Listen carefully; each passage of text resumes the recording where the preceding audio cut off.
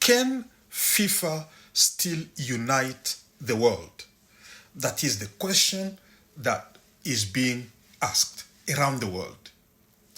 This is a call for reflection, for transparency, for courageous leadership.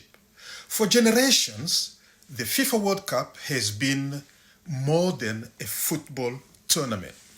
It's been one of the very few global events capable of bringing together people of every race, every background, every language, every religion, every culture, and political persuasion. For 1 month or maybe more, every 4 years, billions of people celebrate together. Football becomes a common language. That's precisely why the concerns surrounding the 2026 FIFA World Cup deserve thoughtful reflection. Throughout this tournament, a series of controversial incidents has generated widespread debate among supporters, among journalists, among former players and analysts.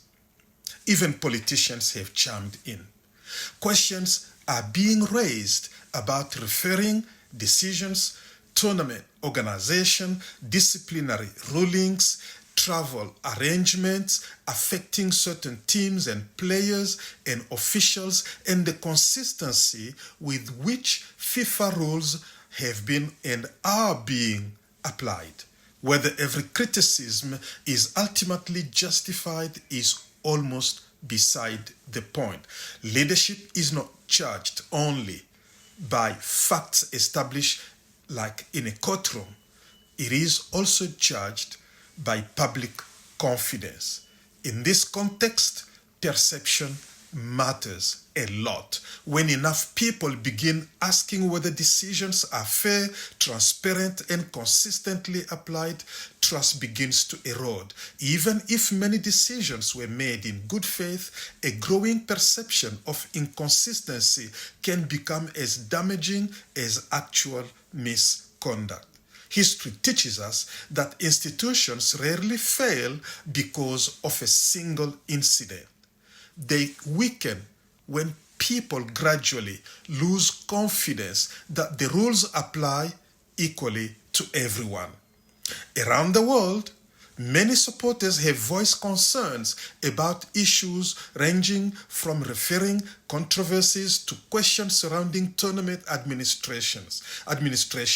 Others have defended FIFA, arguing that officiating errors are an unavoidable part of football and that extraordinary claims require strong evidence. These differing views deserve to be heard both equally. What they should not become is an excuse to dismiss legitimate questions or to assume wrongdoing without any evidence. Football deserves better than polarization. It deserves transparency. It deserves accountability. It deserves leadership that understands that every controversial decision is about more than just one match.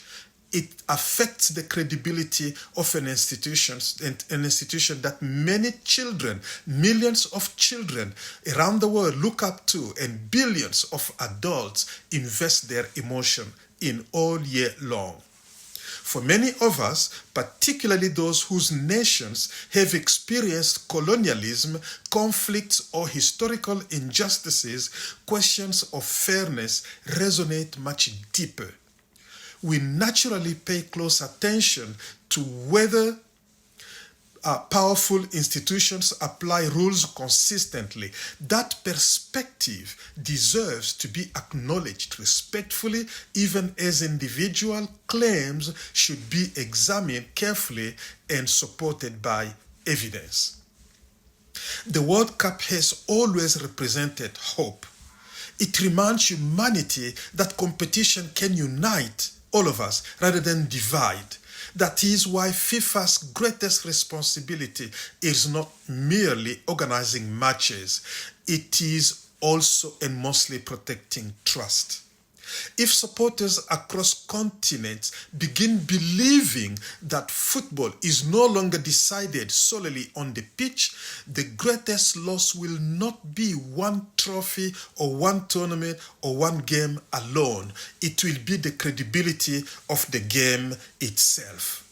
The solution is not despair. The solution is not abandoning football.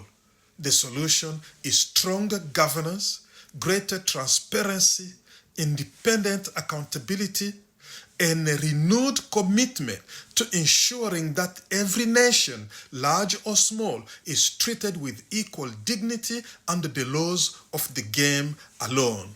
The World Cup remains one of humanity's greatest shared celebration. It is worth protecting.